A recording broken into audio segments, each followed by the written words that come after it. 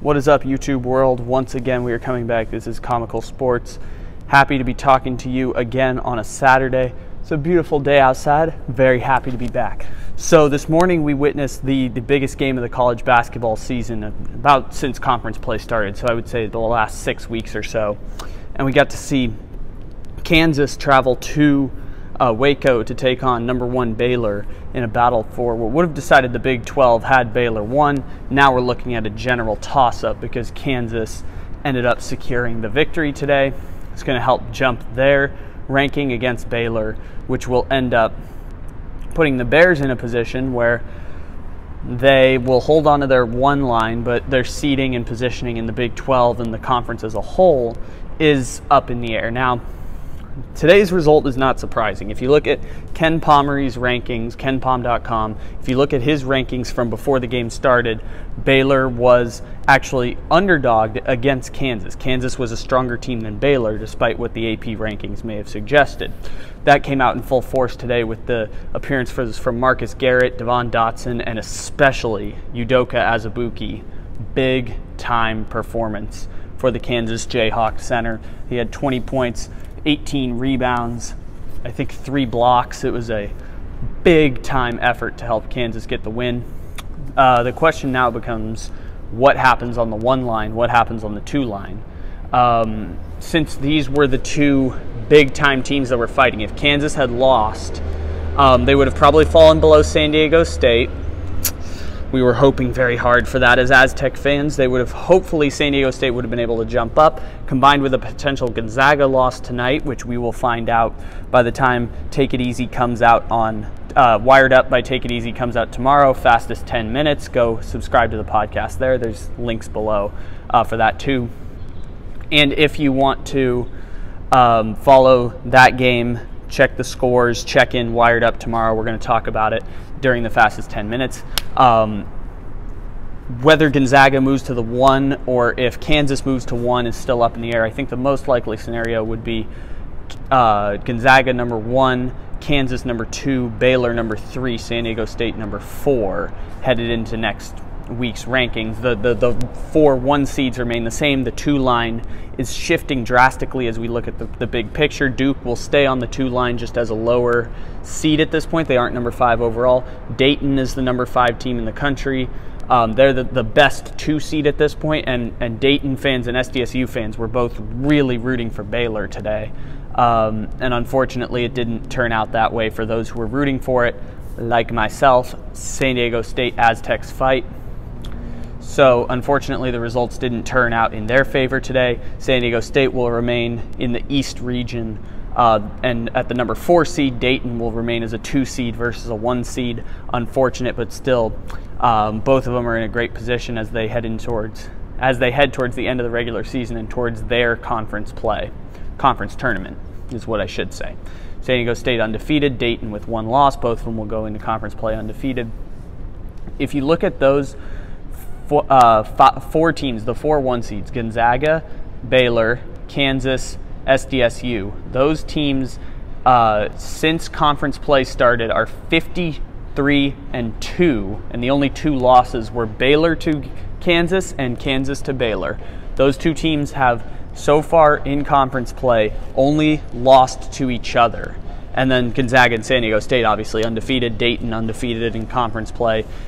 Parity isn't quite the way we want to describe it. It's just that there's unfamiliar faces in college basketball this year, which makes for a very fascinating tournament as we go in, as fascinating as conference play goes. The A-10 currently has 3 teams, Mountain West 2 teams, West Coast Conference has 3, St. Mary's holding on by a thread, BYU, one of the most underrated teams in the country. As tough as it is as a San Diego State fan, BYU is our arch rival, but we really want that #1 seed. That way I can go watch them play in the tournament a month from now in Sacramento. We will have lots of YouTube content on that. Sorry, the camera's right there. Let's look that way now. So fascinating game that we saw this afternoon. It will keep Kansas on the 1 line. The 2 line remains Dayton, Duke, some combination of Seton Hall, West Virginia. I've seen different things, different places. The rest of the field is kind of up in the air. as we move towards March Madness, but it felt like today's game between Kansas and Baylor was a major signifier of what was to come as we progress towards March Madness. It should be a fascinating case of these are the two best teams. They come from the same conference. We're probably going to see them again in the conference tournament, unless someone pulls off a massive upset, whatever may happen. They're the two best teams presently in college basketball who are from power conferences, which makes a difference when you look at who can potentially win a championship. Baylor right up there with Kansas, with Duke. Personally, I want to say San Diego State as a San Diego State fan. No one else has given them the kind of love except Doug Gottlieb on Fox Sports, who's had them as the #1 team in the country for the last 8 weeks now. Thank you, Doug. And Gonzaga is obviously right up there. Mark Few finally got over the hump 2 years ago, making his first Final Four, which has brought in more recruiting into the program. He's started going into some of the one-and-done stuff. He's dipped into that realm now, and that makes a big difference as things go forward for Gonzaga as they head to the tournament. They are legitimately good. Killian Tilly, one of the best players in the country when it comes to college basketball, and when it comes to one of the best players in the country when it comes to college basketball, regardless of Power 6 or Power 5, because I want to get rid of the Pac-12 or whatever else it may be. Around the rest of the country, we saw, we're going to see Gonzaga play later tonight. We saw Duke lose big this week. I didn't get to talk about that on the podcast. Duke falling to NC State really was a big boost for NC State as they move closer and closer to the tournament. Lamar Stevens from Penn State has established himself as one of the underlying forces to be reckoned with as we go to the tournament. Penn State is going to be on one of those top seeds. He's going to be a name that those who watch college basketball are going to recognize as we head to the tournament. Marcus Howard and Marquette have really been falling recently. Marcus Howard is the leading scorer in the country, held to 0 points in the first half of their loss to Creighton on Wednesday, and an even worse mark going forward. He had a rough game today, and they lost to Providence, another team sitting on the bubble.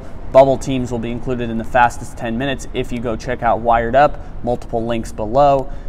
It should be a fascinating move towards March Madness. San Diego State will inevitably win. Their game starts in about 3 minutes, so that's going to be super exciting.